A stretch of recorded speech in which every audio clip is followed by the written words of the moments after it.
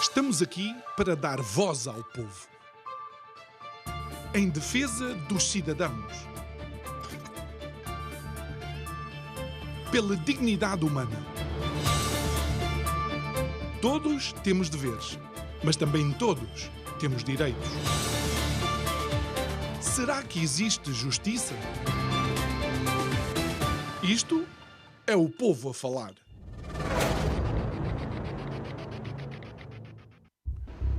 O elevado preço da habitação não só não é novidade, como também não é um exclusivo de Portugal. Só que no nosso cantinho à beira-mar plantado, nós temos uma série de particularidades que tornam esta situação verdadeiramente dramática. Olhe, o reduzido PIB per capita é uma dessas particularidades, os baixos salários também, e não podemos esquecer a pouca oferta que existe no setor. Boa noite.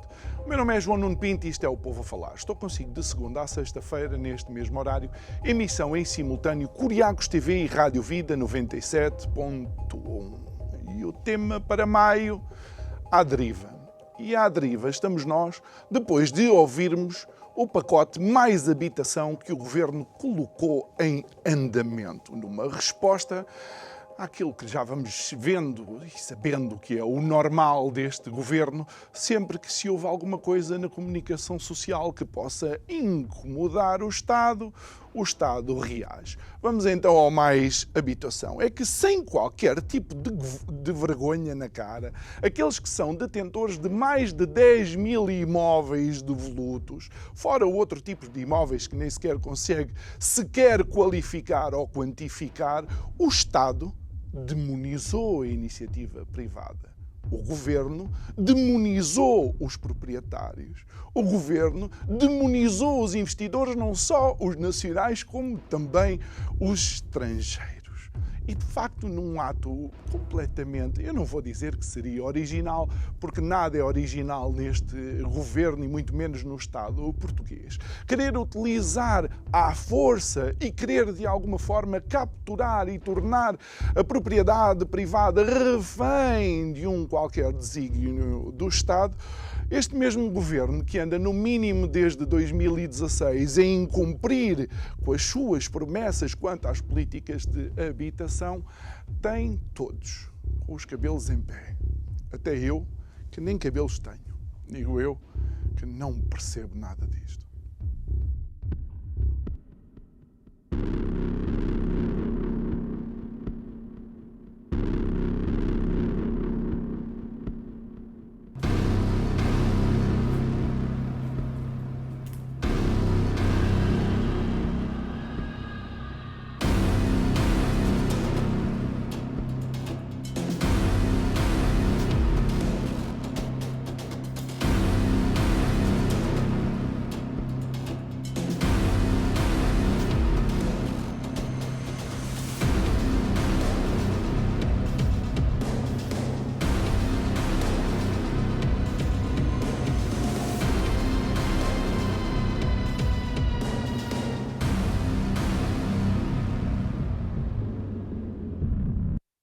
E de volta ao nosso estúdio, é nosso convidado de hoje, alguém que se vai estrear sentado aqui à nossa mesa para conversar connosco, Óscar Madureira, vice-presidente da Câmara de Comércio Portugal-Hong Kong. Muito boa noite, obrigado por estar aqui connosco. Obrigado. Óscar, e de facto nós vamos abordar o tema da habitação e por assim dizer, o pacote Mais Habitação e algumas das medidas que o Governo propõe, estando a conversar contigo como vice-presidente desta Câmara de Comércio. Obviamente vamos abordar a questão do investimento estrangeiro na habitação. E apetece-me logo começar por aqui com a seguinte afirmação. Claro que todos nós sabemos, e olhando para os indicadores do setor e os indicadores económicos, que o preço das casas em Portugal era altíssimo por causa dos estrangeiros que querem para cá vir viver.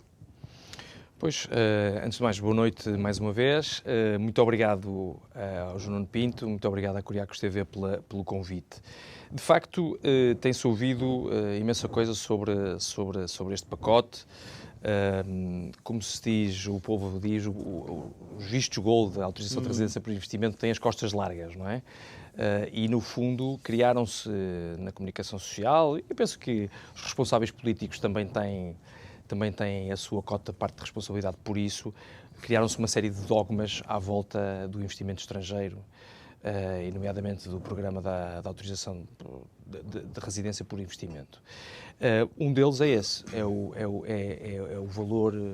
Ou seja, que o mercado tem estes preços incomportáveis para o cidadão comum português, porque todas as pessoas querem vender aos estrangeiros. Bem, mas isso não é verdade e os números comprovam, não é? Nós, até hoje, portanto, o programa dura há cerca de 10 anos, até hoje houve um total de cerca de 11 mil vistos gold, portanto, para requerentes iniciais, depois há cerca de 18 mil adicionais para os membros do agregado familiar, e cerca destes 11 mil pedidos, 90% foram em investimento imobiliário. E, portanto, isto dá-nos um número, cerca dos 10 mil aquisições de imóveis. Sendo que não há números suficientes, mas destes 10 mil imóveis que foram adquiridos, há uma percentagem que não tem natureza residencial. E, portanto, se nós pensarmos no volume total de transações de imóveis nestes 10 anos e o compararmos com estes 10 mil... Só em 2022 foram mais de 160 mil imóveis transacionados. E, portanto, chegamos à conclusão que a percentagem é residual. Mais, há um outro exemplo. Fala-se essencialmente que os preços da habitação subiu nas principais cidades portuguesas. Em Lisboa, naturalmente, no Porto, em Braga, em Coimbra, em algumas cidades do Algarve. O Porto, por exemplo, representa 2% do valor total dos vistos gold. Há mais, por exemplo, investidores estrangeiros a procurarem as cidades à volta de Lisboa, na periferia de Lisboa, Oeiras, Cascais, Sintra, do que no Porto. E, portanto, os preços na habitação no Porto não cresceram, efetivamente. Portanto, é verdade que os valores da habitação estão a níveis incomportáveis para a maior parte dos portugueses. É difícil um jovem ou uma pessoa da classe média conseguir adquirir uma habitação nos centros ou perto dos centros das cidades portuguesas, das principais cidades portuguesas, mas a responsabilidade dos vistos gold, a responsabilidade dos cidadãos estrangeiros neste aumento dos preços não é de todo importante. É interessante porque uma das coisas que os vistos gold e este tipo de aquisição de bens imobiliários através deste tipo de investimento são acusados de alguma forma provocarem especulação no mercado. Mas aquilo que me parece é que, de facto, os responsáveis políticos é que estão a tentar especular porque é que o mercado está assim, utilizando os vistos gold. Não, a verdade é que não há oferta no mercado português, não é? Nós, se olharmos para os números daquilo que são os fogos disponíveis, de qualquer tipo de tipologia, portanto, desde as tipologias mais pequenas às tipologias mais orientadas para a vida familiar, nós vemos que na última década, os números rondam no máximo uns 20 mil fogos por ano disponíveis, quando, por exemplo, no início dos anos 2000, tínhamos mais de 100 mil fogos construídos por ano. E, portanto, há um declínio, claro, os números do Instituto Nacional de Estatística apontam para isso, há muito pouca oferta no mercado, há muitos imóveis devolutos, como disse e bem, o próprio Estado português tem uma grande responsabilidade nisso. Mas há imóveis devolutos porque o Estado não consegue também, o legislador não consegue criar condições para que o arrendamento, por exemplo, seja uma opção para muitos investidores. Não só porque os valores que se têm que pagar sobre os rendimentos obtidos no âmbito do arrendamento são elevados, como não há... E a verdade é que não há penalizações efetivas para casas devolutas. Este pacote propõe algumas, eu posso estar de acordo com umas, não estou de acordo com outras, mas se é verdade que se tenta criar um mecanismo para a utilização de casas de privados, e isso, em última análise, pode ser uma solução, não se criam mecanismos para efetivos de utilização de casas públicas Olha, e de imóveis públicos. há algo que creio que transpareceu para a opinião pública e de alguma forma não corresponde de todo. A verdade é que estes estrangeiros que vêm cá a adquirir estes imóveis têm uma série de benefícios e que são beneficiados a torto e a direito, desculpa a expressão, não pagam isto, não pagam aquilo, não pagam aquilo outro. Mas quando olhamos bem, não é propriamente assim. Não é? Esse é outro mito, não é? E esse é outro mito. Em primeiro lugar, quando as pessoas fazem a aquisição do imóvel, seja ele de que natureza for, as pessoas pagam IMT, não é? Pagam esse imposto. Pagam também imposto de selo. Depois pagam IMI, não há exceções. Como as pessoas, muitos deles não adquirem estas propriedades para a habitação própria permanente, até pagam um agravamento do IMT. Dependendo do valor das propriedades que são adquiridas, aplica-se ou não o chamado imposto mortágua, não é? Que é um agravamento à taxa de IMI, que também é paga anualmente. Portanto, não há isenções para estas pessoas. Se estas pessoas colocarem, que é assim que acontece com a maior parte deles, se colocarem os imóveis no mercado de arrendamento, tanto habitacional como comercial ou de serviços, pagam exatamente os mesmos impostos que pagam um residente fiscal em Portugal. Portanto, não tem vantagens competitivas em relação... Não têm vantagens competitivas absolutamente nenhumas. Aliás, acho que era importante dizer-se isto de forma para tentar desmistificar o assunto e de forma aberta e transparente. O Estado português tem este programa há cerca de 10 anos, há 10 anos e meio, começou em outubro de 2012. Desde então recebeu cerca de 7 mil milhões de euros de investimento. Propunha-se ou promovia-se junto dos investidores estrangeiros que quem fizesse um investimento num determinado valor tinha direito a ter uma residência em Portugal, que depois, como estamos inseridos no espaço Schengen, confere às pessoas a facilidade de circularem no mesmo espaço Schengen, livremente, e sem preciso nenhum tipo de autorização ou visto adicional. Mas esquecemos-nos de dizer que estas pessoas, depois de gastarem este dinheiro, têm que estar, por exemplo, mais de um ano à espera para ter o cartão de residente. Porquê? Porque há uma ineficiência brutal dos serviços que não processam os pedidos a tempo. Estas pessoas, também ninguém fala nisso, estas pessoas, para além do investimento, para além deste tempo de espera, ainda pagam um valor significativo, e posso dizer abertamente, são cerca de 6 mil euros, para obterem um cartão de residente. É essa a taxa administrativa que o Estado português cobra a cada investidor.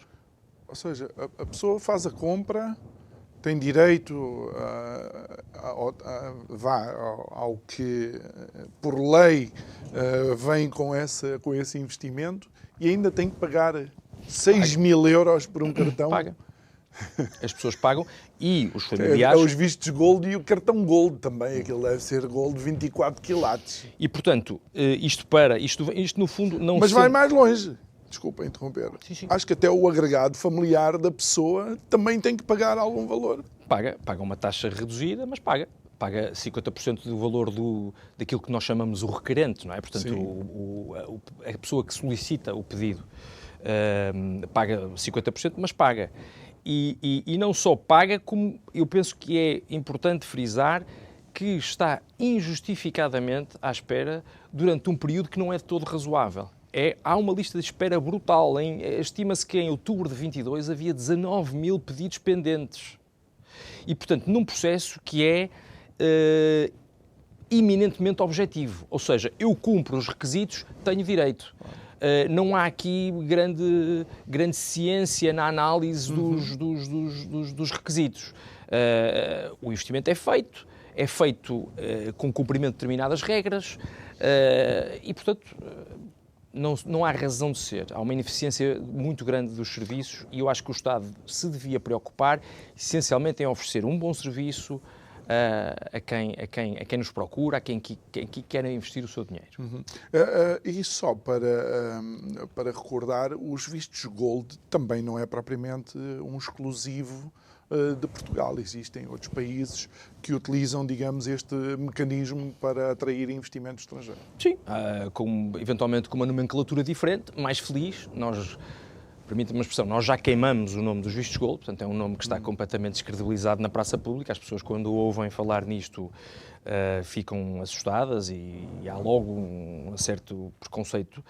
Mas assim, há muitos Estados, Espanha faz isso, a Grécia faz isso, o Canadá já fez isso em tempos, a Austrália já fez isso. Portanto, há muitos países, o Chipre faz, portanto, há muitos países no mundo que utilizam este tipo de programa para atrair investimento estrangeiro, que é crítico, que é importantíssimo, principalmente para um país como Portugal, que é um país pequeno, descapitalizado e que precisa imenso destes valores. E por falar em capitais e movimentação financeira, algo que também tem servido de alguma forma para descredibilizar este projeto dos vistos Gold é ser acusado de branqueamento de capitais. Sim.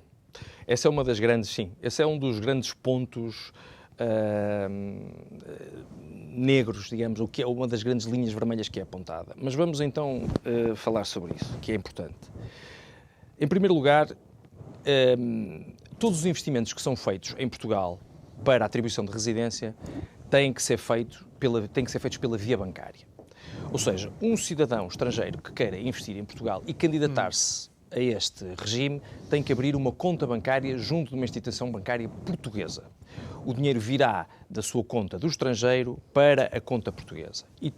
Ora, eu não sei se as pessoas têm noção, mas eu convido as pessoas a tentarem perceber o que é que um cidadão estrangeiro hoje precisa de fazer em Portugal para abrir uma conta bancária junto de uma instituição bancária portuguesa. E vamos ver, e convido toda a gente, sinceramente, a tentar perceber quais são os mecanismos de controle que são neste momento postos em causa pelas instituições bancárias portuguesas. Posso-lhes dizer que é muitíssimo difícil abrir uma conta bancária. Não estou a criticar as instituições bancárias, estão a fazer o seu trabalho, estão a cumprir com as normas que são impostas pelo Estado português. E não é só com os cidadãos estrangeiros, ou seja, a banca, de uma forma geral, depois da crise que viveu, está bastante mais musculada nesse tipo Sem dúvida, mas o processo é agravado no caso dos cidadãos estrangeiros. Volto a dizer, não estou a dizer que não, esse controle é preciso, mas é feito pelas instituições bancárias portuguesas. Mas, antes disso, o dinheiro vem de uma conta bancária de uma instituição bancária estrangeira. Essa própria instituição bancária estrangeira deve ter o seu check and balance. Tem ela própria o seu KYC, desculpem-me utilizar a expressão inglesa, mas no fundo são os mecanismos de controle da origem dos fundos. E depois, portanto, do dinheiro chegar à conta em Portugal, há uma série de entidades, entre as quais mediadores imobiliários, advogados, notários, conservatórios, a própria autoridade tributária portuguesa faz um controle efetivo e diário dos fluxos de capitais, da origem dos capitais. Portanto, não é verdade que esteja a ser utilizado como forma de branqueamento de capitais. Mas isto não foi uma medida que foi implementada a posteriori, ou seja, houve uma fase em que, se bem me lembro, não era uma coisa que eu estivesse especialmente atento, houve algumas aquisições que eram feitas em dinheiro. Vamos lá ver. O requisito da existência da conta bancária portuguesa sempre existiu. O que pode ter havido numa fase inicial, eu admito, mas aí nós também temos que nos recordar que a política ou as regras, a legislação relativa ao controle do branqueamento de capitais há 10 anos não era de todo igual àquela que é hoje. Sim. O regime jurídico evoluiu. Há hoje muito mais mecanismos de controle do que aqueles que existiam há 10 anos e eu admito que no início do programa tenha havido menos cuidado com este, nomeadamente por parte das entidades bancárias, de todos os players. Não vamos aqui apontar nomes. Os próprios advogados faziam, se calhar, uma análise diferente daquilo que eram a origem de fundos. As pessoas não estavam sensibilizadas para isso. Mas também não estou a tornar de um o todo. que possa ter acontecido com uma minoria ou que fosse nós algo que se fizesse. Se formos pragmáticos, podemos concluir no seguinte: quantas pessoas destes investidores, destes 11 mil que investiram em Portugal, quantos foram acusados por um tribunal português de branqueamento de capitais? Que eu saiba, nenhum. Portanto, quais foram os processos movidos pelo Ministério Público? Oscar, desculpa. Embora que 10 anos para a nossa justiça não é nada. Se calhar as coisas estão para aí travadas algures numa gaveta. Esse ponto é importante, sem dúvida. Mas o que eu quero dizer é que, de facto, há imensos rumores. Diz-se muita coisa sobre esta matéria em particular, que, volto a dizer, é muito sensível e é muito importante nos dias que correm. Nós temos que, os stakeholders têm que estar, e os intervenientes em todo este procedimento têm que estar cientes que é preciso fazer um controle neste âmbito. Mas a verdade é que nós não temos nenhum elemento demonstrativo de que, de facto, o programa seja utilizado para esta finalidade e com este objetivo. A verdade é essa. E, portanto, isto é mais, por assim dizer, é mais um argumento que é utilizado para atacar um programa quando, na realidade, não se encontram ou não existem, de facto, factos que o possam comprovar. Algo que, de alguma forma, também é apontado é que este tipo de proposta de investimento não cria postos de trabalho, que no fundo as casas estão para aí e o estrangeiro vem, adquire, e que não há uma correlação entre a criação de postos de trabalho e a aquisição destes imóveis por parte dos investidores estrangeiros. Esse é outro dos pontos. Eu admito que, à partida, e numa análise mais simplista, uma análise mais empírica do assunto, é difícil crer que a aquisição pura e dura de imóveis seja responsável pela criação de postos de trabalho. Ou seja, se alguém adquirir uma propriedade para arrendar ou então para estar fechada, de facto, há muitos poucos postos de trabalho que se criam.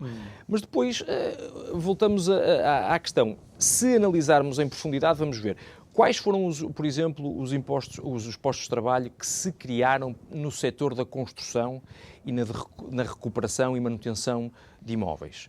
Quantos foram os postos de trabalho que se criaram, por exemplo, no setor da compra e venda de imóveis? Se formos, então, para os investimentos em imóveis de natureza turística, porque os há, ainda há pouco tempo, e já agora permita-me só fazer aqui um parênteses para dizer o quão importante foi, por exemplo, um empreendimento turístico que abriu recentemente numa grande cidade portuguesa, neste caso na cidade do Porto, em que um investimento feito por uma entidade totalmente financiado por investidores de vistos gold, estamos a falar de cerca de 2 centenas de vistos gold de investidores, financiaram a criação, a construção de uma unidade hoteleira que recuperou por inteiro uma zona da cidade, quase num efeito semelhante ao efeito do Bilbao, não é? Que o Museu Guggenheim teve. E, portanto, há investimento significativo na indústria turística e nós não temos dúvidas que, se houver a construção de um resort, de um hotel de pequena, média ou maior dimensão, que se criam postos de trabalho. As pessoas, quem é que trabalha? É preciso gente para trabalhar nos hotéis. E, acerca disso, já agora, há um estudo recente da Associação Portuguesa de Resorts que estima que tenham sido criados cerca de 2.800 postos de trabalho desde que o programa entrou em vigor há 10 anos. Eventualmente até seriam criados, por exemplo, muitos mais no futuro. Esse mesmo estudo estima que cerca de 1.570 seriam criados por investimentos que, entretanto, foram cancelados desde o anúncio do governo. Exatamente. Foi desastroso, digo. E isso leva-me a outras perguntas. É que se realmente eram os vistos gold que criavam a especulação no setor, se as casas já estão mais baratas. Não, aliás, convém recordar que o regime dos vistos gold foi sendo, ao longo dos anos, portanto, nestes 10 anos em que está em vigor, foi sendo adaptado, e bem, o Estado foi-se a perceber, esse é o papel do legislador, é adaptar o regime jurídico às circunstâncias e às necessidades da sociedade e da economia. Em janeiro de 2022, portanto, há pouco mais de um ano, entrou em vigor a última alteração ao atual regime jurídico, que, por exemplo, proibiu a aquisição de imóveis residenciais com natureza residencial, portanto, habitação, nas principais cidades portuguesas, costeiras, incluindo as duas maiores, Lisboa e Porto.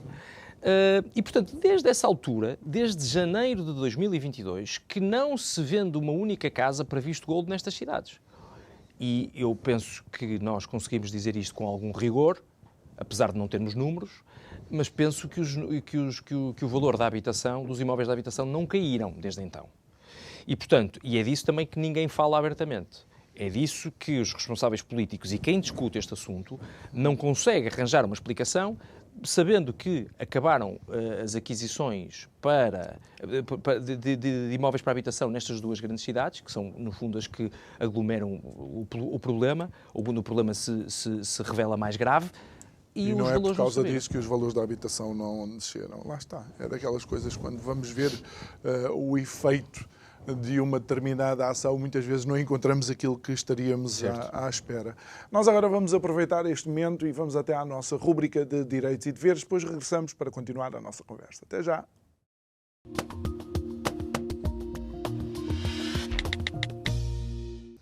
Sabia que pode ser processado se fizer estas 3 coisas? Podem até ser gestos simples e muitas vezes aparentemente inofensivos, mas que infringem a lei. Gravar conversas, não pode efetuar a gravação de uma conversa sem autorização prévia da outra pessoa. O autor de uma gravação sem consentimento arrisca-se a ser processado por gravação ilegal. Além disso, ao contrário do que se possa pensar, uma gravação dificilmente servirá de prova em qualquer processo. Segundo, difamar alguém nas redes sociais. Tenha cuidado com os desabafos que faz nas redes sociais para proteger a sua intimidade e evitar problemas maiores. Pode estar muito aborrecido com uma situação ou com uma pessoa, mas não pode usar as redes sociais para difamar alguém porque pode ser processado por calúnia, difamação ou danos morais. Terceiro, divulgar vídeos de eventos escolares ou desportivos sem autorização. Não pode gravar e partilhar publicamente um evento onde, por exemplo, o seu filho participe, porque está a violar o direito de imagem das outras pessoas ou crianças e ainda os direitos de autor, caso o evento tenha música. O melhor é não arriscar, para evitar problemas e aborrecimentos. Se desconhecia, agora passa a saber. Evite fazer coisas que o levam a infringir a lei.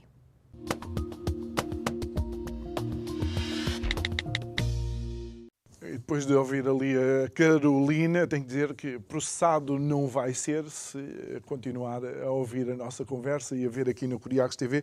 Quero recordar também que os nossos programas depois ficam disponíveis na playlist do Isto é o Povo a Falar, que está no canal de YouTube da Curiacos TV. Estamos a conversar com Óscar Madureira, vice-presidente da Câmara de Comércio Portugal-Hong Kong. Estamos a falar do setor imobiliário e, de alguma forma, estamos aqui a desmistificar tudo aquilo que tem sido a construção de uma narrativa relativamente aos vistos gold e ao seu impacto ou não no preço da habitação. Mas, Óscar, para além destes mitos, há decisões que foram tomadas e na vossa perspectiva, na perspectiva de quem apoia os investidores, foram mal tomadas e que já provocaram alguns efeitos. E quais são essas? Quais são as principais que tu poderias já apontar de uma forma imediata? Sim, o anúncio do Governo, portanto, do programa Mais Habitação, portanto, no último mês de fevereiro, no final de fevereiro, foi para mim também uma expressão, mas foi um desastre. Quer dizer, foi tudo aquilo que não se deveria ter feito. Primeiro, porque se anunciou uma medida que, sendo importante, não é? Que sendo premente, misturou uma série de conceitos e, acima de tudo, criou pânico no mercado dos investidores. Não resolveu o problema aos portugueses, não definiu ainda muito bem como é que as coisas vão passar, mas foi o suficiente para que imensas pessoas que pensavam, ou que tinham pedidos pendentes ainda, que têm pedidos pendentes, outros que pensavam vir investir para Portugal, foi o suficiente para que essas pessoas ou desistissem ou então ficassem a olhar para Portugal de uma forma pouco credível. Fala-se que terão já sido cancelados cerca de 600 milhões de euros de investimento. Quem o diz é a Associação Portuguesa de Resorts. Eu próprio, nós na Câmara experimentamos, porque somos sempre um ponto de contacto de pessoas que olham para Portugal como potencial destino de investimento ou de residência.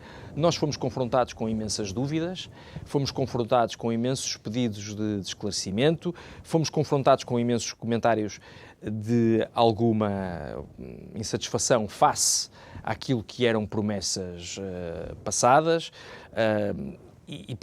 Nomeadamente, por exemplo, há muitos investidores que optaram por escolher licenciar os seus imóveis como alojamentos locais, por exemplo, e o que se prevê, portanto, o que está em causa para o alojamento local é bastante difícil de entender. Por exemplo, criam-se impostos adicionais, por exemplo, que são calculados com base numa fórmula que ninguém sabe muito bem como é que ela funciona. Cria-se uma discriminação, por exemplo, no âmbito da renovação de licenças, que é com base na existência ou não de dívida, por exemplo, porque quem tem financiamentos bancários pode renovar a licença, poderá vir a renovar a licença, e quem não os tem não poderia renovar. Ou seja, promove-se alguém que tem dívida, ao invés de se promover alguém que tem capital para investir, ou defende-se alguém que tem dívida em vez de se defender alguém que tem capital para investir. Portanto, eu diria que a forma como o anúncio foi feito, de forma pouco concreta, pouco transparente, pouco esclarecida, criou uma péssima imagem de Portugal enquanto destino de investimento. Mas Oscar... E nada resolveu, desculpa. Eu tenho alguma dificuldade em achar que isto seja inocente, porque eu creio que todos estes políticos carreiristas que neste momento fazem parte do governo, seja este, seja qualquer outro governo, eu se calhar teria que dizer isto, porque é o que existe neste momento, não tenho a consciência de que o mercado não gosta de incertezas, que o investidor não gosta de incertezas. Ou seja, eu estou a dizer que quando o governo está a fazer este anúncio, tem a perfeita consciência de que está a lançar para este setor um sem número de indecisões e de incertezas, que a primeira coisa que vai fazer é travar o investimento. Sim, eu diria que é difícil é difícil quase de tentar justificar o injustificável, não é? Portanto, aqui há sem dúvida um enorme distanciamento entre aquilo que é a economia, o país, e o que se decide nos gabinetes do governo. Eu não sei se isso se fica a dever ao facto, se calhar, os nossos governantes terem pouca experiência prática, nomeadamente no setor da habitação, no setor do imobiliário, ou, por exemplo, no setor do investimento estrangeiro, na captação, naquilo que é necessário para captarmos investimento estrangeiro. Mas a verdade é que esta medida é muito pouco vai contribuir para que o problema da habitação seja resolvido. E vai descredibilizar, a ir para a frente, a ser aprovada estas medidas, e vai contribuir para que Portugal receba menos e menos investimento estrangeiro. Eu sei que esta pergunta pode ser politicamente questionável, mas não haverá uma componente ideológica nestas decisões, e existindo essa componente ideológica, obviamente que os bandidos é quem tem dinheiro, os bandidos são os proprietários, os bandidos são as pessoas que detêm a propriedade privada. Eu acho que o assunto se resume, neste momento, a uma discussão ideológica. Pouco clarividente, pouco factual, pouco esclarecida, mas é eminentemente uma questão ideológica. Não há nenhuma outra explicação para que este assunto seja abordado nestes termos. Repare, não é por matéria factual, que nós já conseguimos, nestes poucos minutos que aqui estamos à conversa, já conseguimos desmistificar aqui 2 ou 3 pontos que são recorrentes e que nós vemos em qualquer artigo de jornal ou peça da televisão, em comentário político. E, portanto, eu não consigo conceber como é que, se não for motivado por razões de natureza ideológica, nós nos possamos esclarecer isto. Sabes o que é que me espanta, Oscar? É que, sendo tu vice-presidente da Câmara de Comércio em Portugal, Hong Kong é que tem um problema, de facto, substancial em termos de oferta de habitação, porque aquele é aquele espaço, não dá para crescer mais para cima. E aqui, neste país, com um espaço para construir, com pessoas que querem construir, com pessoas que querem adquirir, com pessoas que querem investir, nós estamos parados. Sim. Isso é um dos problemas que resulta da proibição. Porque o que o Estado português, o legislador neste caso, está a sugerir é que se acabe, que se proíba, que se termine. Nós não arranjamos aqui nenhuma alternativa, nenhum regime. Reparem, eu se calhar devia ter dito isto há mais tempo já, aqui. Eu não estou a dizer que o programa que temos é perfeito e que não precisa de ser revisto. O programa precisará de limar arestas, Algumas é limar com machado, mas pronto. Mas precisará de ser melhorado, renovado. Agora, o problema fundamental é que nós, pura e simplesmente, estamos a querer acabar. E isso, eu acho que isso... Sabes o que é que um jornalista estrangeiro disse? Quando perguntou sobre o programa Mais Habitação, ele não falou no Mais Habitação, ele perguntou, olha, como é que correu, ou como é que está a correr a nacionalização do mercado imobiliário em Portugal. E o interlocutor, a outra pessoa, mas qual nacionalização? E ele disse, não é nacionalização, então mas isto. Eu acho que nós, enquanto país, nós somos Portugal, pelo menos é essa a ideia que me transmitem, Portugal tem uma imagem de ser um país moderado. Para o bem ou para o mal, mas tem uma imagem de ser um país moderado, até politicamente. É pena que nós estejamos a convergir nesta dualidade cada vez maior, não é, que se vive no mundo, não é, entre os brancos e os pretos, os de direita e os de esquerda. Quando disse brancos e pretos, não disse raça, não estou a falar de raças, mas a cor branca e a cor preta, os de direita e os de esquerda, os de cima e os de baixo. Há uma polarização absoluta das coisas. E nós que sempre tivemos, quanto a mim, uma qualidade muitíssimo boa, que era de nos mantermos alguma neutralidade, mantermos algum bom senso nas decisões políticas. Aliás, a própria estabilidade política que Portugal sempre foi vivendo, eu acho que diz bem de nós, ao contrário do que muita gente indica. Nós, neste momento, estamos aqui quase entre dois blocos. E temos um bloco a insistir em políticas que não têm... De alguma forma são até destrutivas para da economia. O setor. Mas também seria importante aqui apresentar algumas propostas que de alguma forma fariam sentido a quem está no setor e quer continuar a investir em Portugal. Mais uma vez, o programa não é perfeito, precisa de ser ajustado. Eventualmente pode haver necessidade de se rever, em alta, claro, os valores de investimento. Nós sabemos que os valores já são elevados, mas pode eventualmente admitir-se que seja mal.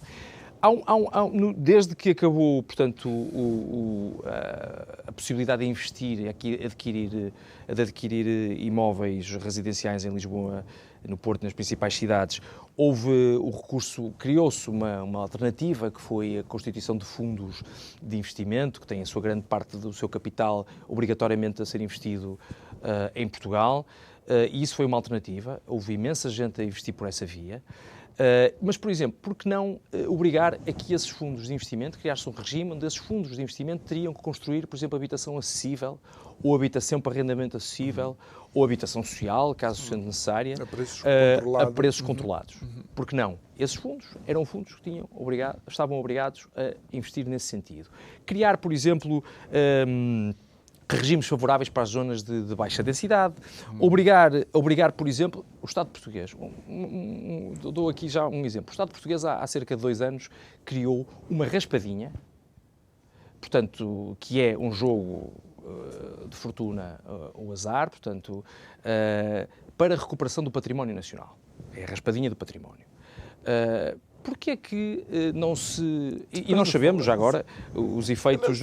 Eu não sei como é que é de reagir. Onde é que eu estava quando o Estado fez a raspadinha do património? O Estado criou isso... A fomentar a ludopatia. Mas, pronto, que é polémica, mas está aí, existe. Eu próprio tive a oportunidade, porque também é uma matéria que me diz que me diz algum respeito e que trabalhei durante alguns anos, mas pronto, criou uma lotaria que se enquadra, portanto, que é um tipo de jogo que se enquadra num jogo desta natureza, para recuperar o património. Por que não, por exemplo, criar a possibilidade de se constituírem fundos de investimento que recebam capital dos investidores estrangeiros, que depois terão direito a uma residência, e esses fundos de investimento investem ou têm como principal propósito recuperar o património do Estado português. Património cultural, património arquitetónico, whatever, não é? Portanto, o que for preciso. Aqui a questão é, eu entendo, mas eu pergunto, não há aqui uma inversão de valores? Ou seja, problemas que o Estado é que tinha que resolver, agora vai ter, é que não é quase em parceria, é em imposição aos investidores estrangeiros. Não há aqui uma... Eu percebo que em absoluto possa-se pensar assim, mas a verdade é que o país precisa de recursos, nomeadamente... Ok, mas depois quem é que é dono do património? O património é o Estado. Nesta solução que eu estava a propor, o património será do Estado. Mantém-se o Estado como... Não, o património é do Estado. Os fundos é que eram fundos que eram criados com o objetivo de recuperar, manter... sim, já temos algo parecido. A lei do mecenato não é qualquer coisa assim. No fundo era com esta sugestão que eu me lembrei agora, o que eu queria dizer era criar... cooperação entre o Estado e os investidores. O mesmo regime que existiu para a lotaria, que o mesmo Estado achou que era razoável criar-se uma lotaria para financiar este tipo de atividades, criar-se um fundo suscetível de receber investimento estrangeiro, e esse fundo seria vocacionado, orientado para este tipo de recuperação patrimonial. Mas há outras hipóteses. Há criar, por exemplo, contribuições extraordinárias para fundos que se dediquem à construção de empreendimentos turísticos, por exemplo. X% do capital daqueles fundos deveria ser dedicado à mesma construção, à habitação social, aos imóveis de arrendamento acessível ou de valores ou de preços controlados, por exemplo. E como é que tu lês perante este quase enclausuramento do Estado? Como é que tu lês os investidores estrangeiros? Como dizias há pouco, estes contactos que estão a ser feitos, será que o Estado esquece que nós estamos em concorrência com outros países para estes investimentos? Pois, parece que sim. Parece que o Estado português se esquece que, por muita pressão que tenha havido a União Europeia relativamente a isto, que eu também não tenho a certeza, mas é o que se diz por aí, que a União Europeia incide ou provoca muita pressão para que estes regimes sejam descontinuados, a questão aqui é que nós fizemos de bom aluno, mas os outros continuam, não é? Portanto, Espanha continua, a Grécia continua, e há, sem dúvida, e eu digo isso aqui já por experiência própria, de pessoas que vinham investir em Portugal e puseram de parte os seus planos para irem para outras jurisdições onde se sentem mais bem recebidas. E são os países do costume, Espanha, Grécia. Deixa-me adicionar aqui a Turquia, embora exista alguma instabilidade, mas a Turquia já tem um setor turístico que é competidor direto nosso e com alguma oferta, de facto, bastante valiosa. E isto mostra-nos, de alguma maneira, que estas medidas não foram propriamente bem pensadas. Aquilo que eu gostava de saber era se o Estado falou com os parceiros antes destas medidas ou se aquilo foi decidido à porta fechada. A ideia que eu tenho é que não. E, aliás, o período de consulta pública que seguiu ao anúncio do Governo, Programa Mais Habitação, a ideia que eu tenho é que o Estado português não acolheu as centenas de sugestões que lhes foram submetidas, porque o draft, a minuta, portanto, da proposta de lei, não aplicou muito pouco aquilo que foram as recomendações da sociedade civil. Eu sei que há imensos interesses instalados também, e o Estado não tem que sofrer a determinadas pressões. Mas, no fundo, nós conseguimos provar, por A mais B, que este programa, em concreto, tem muito mais aspectos positivos do que negativos. E o Estado, a única coisa que tinha que fazer era ouvir as pessoas, olhar para os números, olhar para os factos e tirar ilações e vir com uma proposta que fosse equilibrada. Oscar, eu entendo, mas se olharmos para o positivo e negativo só de uma forma numérica, pode ser que haja mais pontos positivos. Mas se olharmos de uma forma qualitativa, o peso para os investidores estrangeiros foi pura e simplesmente parar, e o receio para quem tem a propriedade privada é ser forçado a fazer uma coisa que não queira fazer. Entendes a diferença entre o quantitativo das medidas positivas e o qualitativo das negativas? Sim, sem dúvida. Eu volto a dizer, em última análise, o Estado poderia ter que atuar relativamente a muitas propriedades que estão devolutas de forma injustificável. Começando pelas deles? Pronto. Essa é que é a questão fundamental. É que eu até podia admitir isso, mas o Estado tem que ser aqui como a mulher de César, não é? Se o Estado tomar essa atitude relativamente, e em primeiro lugar eu diria, começando na sua própria casa, começando com as suas próprias propriedades. Repare, o Estado nem sequer sabe, como disse bem no início, o Estado nem sequer sabe quantas propriedades tem. Portanto, o Estado propõe-se pôr em prática um tipo de medidas que nós sabemos que o Estado não tem capacidade para cumprir. Do ponto de vista da inspeção, da verificação, o Estado não vai ter capacidade para saber realmente quais são os imóveis devolutos, para ordenar ocupações. O Estado não vai ter capacidade operacional para isso. E mais ainda, quando olhamos para algum tipo para a tipologia de alguns desses imóveis, só mesmo grandes investimentos é que os conseguem recuperar. Estamos a falar de quartéis, de antigos hospitais, e que a forma mais fácil, provavelmente, de os colocar em ação seria com fundos de investimento estrangeiros a fazer ali alguma coisa. Mas aí é que está, é nós olharmos de forma descomplexada para as potenciais parcerias público-privadas que podiam surgir. E saber qual é o papel dos privados, neste caso os privados com origem estrangeira, que nós não discriminamos, acho eu. E essa é uma das principais virtudes de Portugal, é que nós temos, e eu sinto isso, é que nós tratamos as pessoas de fora e as entidades de fora como tratamos as de cá de dentro. E nós não conseguimos pôr em prática um esquema, um plano de ação que favoreça este tipo de investimentos a bem de todos, não é? Permita-me, Oscar, dizer algo. Eu acho que o Estado discrimina. Quando o Estado não tem a mesma postura e não dá a mesma abertura e oportunidade para estrangeiros que não têm dinheiro em relação a estrangeiros que tenham dinheiro, eu acho que o Estado não está a tratar dois cidadãos estrangeiros da mesma forma. Pois, isso é outra questão. O Estado não tem que dar casa a quem tem dinheiro, como é óbvio, certo, mas deve permitir, dentro daquilo que está estabelecido pela lei, que possa adquirir e fazer os seus investimentos. Certo, sem dúvida. Não, essas pessoas vão poder continuarem a adquirir.